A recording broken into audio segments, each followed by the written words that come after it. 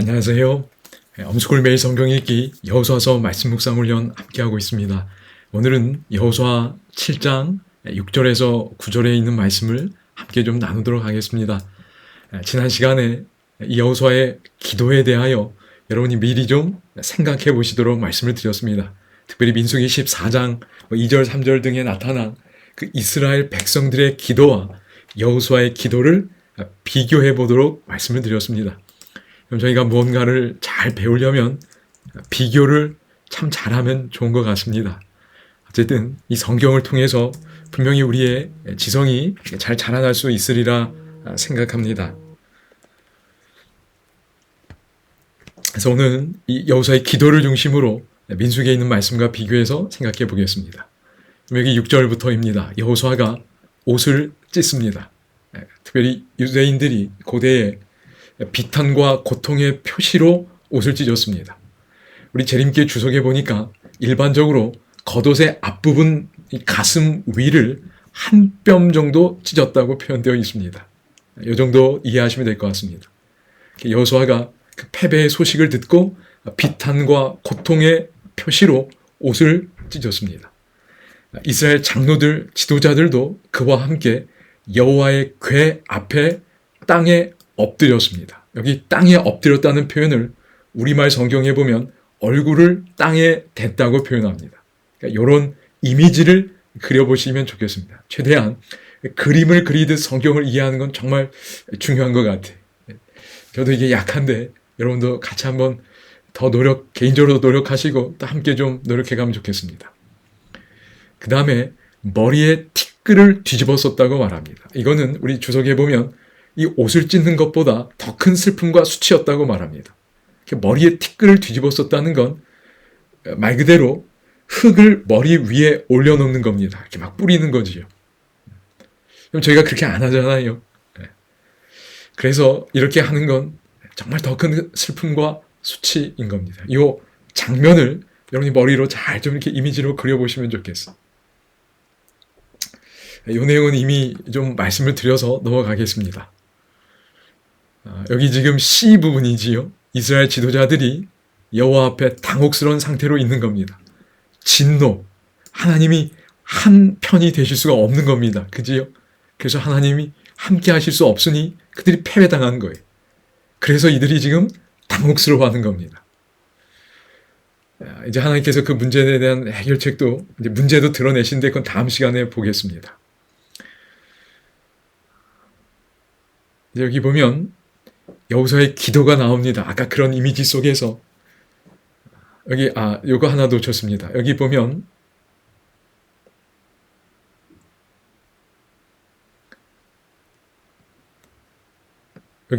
여기 부분입니다.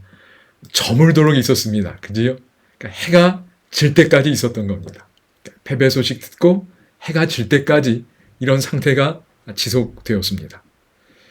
저물도록 있다가 여호수아가 기도하는 겁니다. 슬프도소이다. 주 여호와여. 여러분, 여호수아가 얼마나 정말 당황스러웠겠습니까? 저희는 그 원인을 알지만 여호수아는 알지 못하는 거지요. 근데 전혀 예상치 못했던 패배의 소식이 전해진 겁니다. 36명. 어쩌면 적은 수라고도 볼 수 있겠지만 전쟁에서는, 그러나 적지 않은 수이고 그 생명을 잃은 것에 대한 충격은 너무 컸을 것입니다. 주 여호와여. 그래서 슬프도소이다 말하면서 주 여호와여. 앞서서 이미 여호수아는 옷을 찢고 재에 머리를 뿌렸습니다. 그 슬픔을 표현한 가운데 이제 드디어 말하는 겁니다. 주 여호와여. 어찌하여 이 백성을 인도하여 요단을 건너게 하시고 우리를 아모리 사람, 지난 시간에 말씀드렸었습니다. 이 산지에 있는 사람들을 특별히 아모리 사람이라고 그랬습니다. 아모리 사람의 손에 넘겨 멸망시키려 하셨나이까.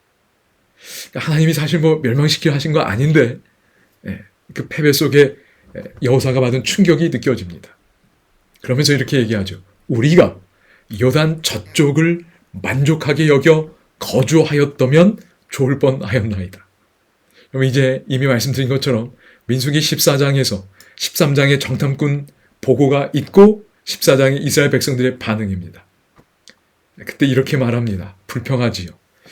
지금 보면 여호수아도 뭔가 불평하는 걸 느껴집니다. 그죠? 어찌하여 이렇게 했는가? 왜 멸망시키려 하셨나이까? 아, 그냥 거기 요단 저쪽을 만족하게 여겨 거주하였다면 좋을 뻔하였나이다. 분명히 이렇게 불평한 것처럼 보입니다. 그런 뉘앙스, 이미지가 들어가 있어 보입니다. 그래서 이거 비교해 보는 겁니다. 다 모세와 아론을 원망하여 온 회중이 그들에게 이르되 우리가 애굽 땅에서 죽었거나 이 광야에서 죽었으면 좋았을 것을. 그렇죠? 아, 여기 하면 좋을 뻔하였나이다. 어찌하여 여호와가 우리를 그 땅으로 인도하여 칼에 쓰러지게 하려 하는가? 아직 죽지도 않았습니다. 그지요? 뭐 전쟁하지도 않았는데 괜히 겁먹고 스스로 공포에 눌리는 겁니다. 멸망시키려 하셨나이까? 그 다음 우리 처자가 사로잡히리니 애굽으로 돌아가는 것이 낫지 아니하랴. 아, 차라리 요단 저쪽을 만족하게 여겨 거주하였다면 좋을 뻔하였나이다. 그럼 어떤가요? 좀 비슷한 느낌도 분명히 듭니다. 그러나 똑같다고 보기에는 또 좀 뭔가 아닌 것 같기도 그래요. 여러분 어떻게 생각하셨는지 모르겠는데 여러분 우리 기존의 재림교회 주석에 보면 사실 좀 오래전에 만들어진 내용인데 여호수아의 기도에 대해 이렇게 평가합니다. 여러 경우에서 보여준 이스라엘 자손들의 특징처럼 대부분 불평과 한탄의 정신으로 특징 지어져 있다라고 얘기합니다. 거의 비슷한 것처럼 보는 거예요. 물론 차이점도 분명히 언급해 줍니다. 그러나 이런 특성을 이야기합니다. 그래서 낙담과 두려움에 굴복한 여호수아의 어떤 모습을 솔직하게 평가를 합니다. 그러나 이제 그래도 기도하는 것에 대하여 그래도 다행이다. 뭐 이 정도 평가를 하고 있습니다. 그런데 앤드루스 대학교 바이블 커멘터리라고 최근에 나온 자료인데 뭐 여기는 사실 자세하게 설명되어 있지는 않습니다. 간단하게 설명되어 있는데 이렇게 부정적으로 보지는 않는 것 같고요. 그냥 그의 감정을 힘든 감정이지요. 당황스러운 감정을 하나님과 공유한 것으로 그냥 진실되게 공유한 것으로 이해한 것으로 제가 이해가 됩니다. 조금 뉘앙스가 다릅니다. 여러분은 어떻게 보셨는지 모르겠습니다. 주여 이스라엘이 그의 원수들 앞에서 돌아섰으니 이제 내가 무슨 말을 하오리까 하면서 하나님께 기도하고 조언을 구하는 모습도 보게 됩니다. 이스라엘 백성들의 불평과 같은 것인가 아니면 다른 것인가 여러분이 더 생각해 보시기 바랍니다. 제가 어쨌든 자료를 좀 찾다가 이 구절이 그래도 좀 마음에 와 닿았습니다. Complaining to God is not the same as complaining about God. 그럼 이게 영어여서 좀 죄송한데요. 이게 직역하지만 그래도 영어가 주는 뉘앙스를 잘 못 살리는 것 같아서 영어 이해하시는 분들을 위해서 그냥 넣어놨습니다. 하나님께 불평하는 것은 하나님에 대해 불평하는 것과 다르다는 겁니다. 어떻게 공감이 좀 되시나요? 우리가 진실되게 하나님께 내 솔직한 감정을 말하는 거하고 그냥 하나님에 대하여 뭔가 불평하는 것과는 다르다는 겁니다. 어쨌든 이 감정을 하나님과 공유한 것으로 이해하는 어떤 측면의 설명이고 어느 정도 공감이 되어서 또 이렇게 생각할 측면이 분명히 있는 것 같아서 여러분과 나눠봅니다. 그래서 하나님께 말하는 것, 심지어 그것이 불평일지라도 말이지. 하나님 고통, 혼란, 답답함을 하나님께 직접 아뢰는 거예요. 솔직하게 내 마음을 펴놓는 거지요. 그럼 기도의 가장 중요한 속성은 여러분 이런 면에선 여기 동의가 됩니다. 기도의 가장 중요한 속성은 뭐지요? 그것은 바로 진실이라고 생각합니다. 진실되게 말하면 되는 거예요. 가식이 아니고. 이런 면에서 여호수아의 기도도 이해할 수 있다고 여겨집니다. 하나님을 향한 탄원이지요. 하나님 이 반역적인 불평이 아닙니다. 근데 이스라엘 백성들의 이 민수기 14장 2절 3절에 있는 건 굉장히 반역적인 불평입니다. 그래서 하나님을 불신하고 결국은 하나님을 떠나는 원망인 거예요. 이렇게 불평하면서 하나님으로부터 멀어져 가는 겁니다. 그러나 분명 여호수아의 기도는 하나님께 나아가는 기도입니다. 그렇지요? 하나님께 나아가는 기도예요. 하나님께. 하나님. 그런데 이스라엘 백성들의 이 불평은 하나님으로부터 멀어져 가는 겁니다. away, 떨어져 가는 겁니다. 그러니까 분명히 차이가 있어 보입니다. 그 다음에 이 여호수아의 기도가 어쨌든 하나님을 향하여 간다는 그 첫 번째 특징은 인정해 줄 필요가 있다고 생각이 됩니다. 약간 좀 불평 같은 느낌이 들지라도 말이지요. 그 다음에 두 번째, 중요한 게 요겁니다. 이스라엘 백성들은 이거 염려하지 않았습니다. 그런데 여호수아는 주의 크신 이름을 위하여 어떻게 하시려 하나이까 기도합니다. 하나님의 이름, 하나님의 명성, 거기에 대한 지대한 관심을 갖고 있는 겁니다. 하나님, 이제 우리가 이 땅에서 패배하면 이 땅 모든 사람들이 듣고 우리를 둘러싸고 우리 이름을 세상에서 끊을 텐데 말이지요. 그러면 그런 일이 일어나면 하나님, 주의 크신 이름을 위하여 어떻게 하시려 하나이까? 하나님의 이름도 함께 모욕당하지 않겠습니까? 민수기 14장에서는 이런 염려를 누가 하지요? 이런 기도를 누가 합니까? 백성들이 하지 않고 모세가 기도합니다. 중보하던 모세가 이 내용으로 기도하지. 그걸 여호수아가 7장에서 하는 겁니다.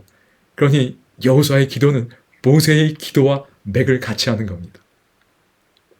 여기 주께서 이 백성을 하나같이 죽이시면 주의 명성을 들은 여러 나라가 하나님이 인도할 능력이 없어서 광야에서 죽였다.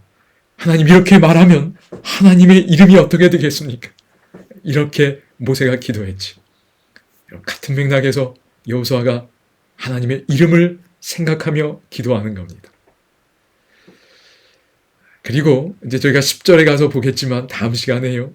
하나님 기분이 별로 상하신 것 같지 않습니다. 여호수아의 기도 듣고요. 그래서 여호수아의 기도를 그냥 이렇게만 평가하는 것.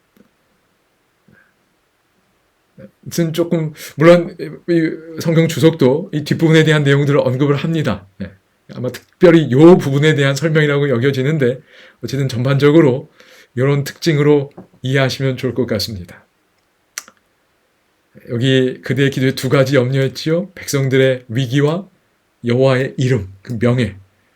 그럼 저희가 기도할 때 어떤 상황이 있어든지 우리의 형편도 우리가 인식하지만 하나님의 이름을 높이고자 하는 그 열망이 우리의 기도에 잘 포함될 수 있다면 얼마나 좋을까요? 하나님께서도 더 기뻐하시며 우리의 기도에 더욱 기쁨으로 또 능력 있게 응답해 주실 것을 믿습니다. 저희가 배워가야 될 것이 많지요. 이런 것도 잘 배워가면 좋겠습니다. 저는 이렇게 좀 정리해 보았습니다. 기도는 하나님께 마음을 쏟아놓되, 여호수아가 좀 그렇게 한 것 같습니다. 하나님께 마음을 쏟아놓되 결국 하나님의 이름이 높임받기를 구해야 한다. 하나님의 이름에 대한 저희들의 열망 또 관심이 더 커질 수 있으면 참 좋겠습니다. 갈라디아 1장 10절에서는 바울이 늘 뭘 염두에 뒀냐면 이렇게 말하죠. 이제 내가 사람들에게 좋게 하랴 하나님께 좋게 하랴. 사람들에게 기쁨을 구하랴.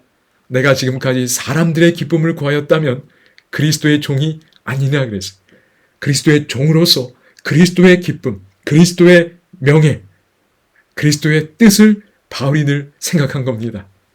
여기 여호수아가 모세가 여호와의 이름을 늘 생각했던 것처럼 바울도 그런 삶을 살았던 것으로 보입니다. 이렇게 연결될 수 있지 않을까 생각이 됩니다. 여러분 이제 다음 시간 내용을 좀 초점을 좀 말씀드리겠습니다. 어쨌든 제가 묵상한 내용의 초점입니다. 여러분은 얼마든지 다르게 또 보실 수 있을 겁니다. 여러분 이제 이 기도에 응답해서 하나님이 문제를 드러내십니다. 그럼 지금은 여호수아가 무슨 문제인지 전혀 모릅니다. 그렇지요? 그러니 더 당황스럽고 답답한 거예요. 문제의 원인을 모르는 겁니다. 하나님이 문제를 드러내셔요.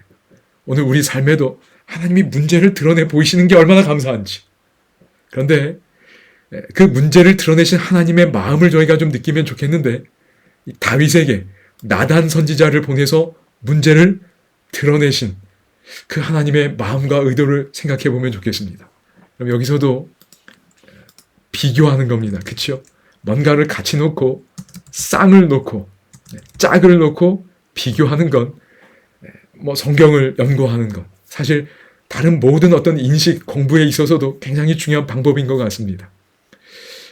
한번 여러분이 꼭 좀 해보시고 다음 묵상 함께 나눌 수 있으면 좋겠습니다. 여러분 감사합니다.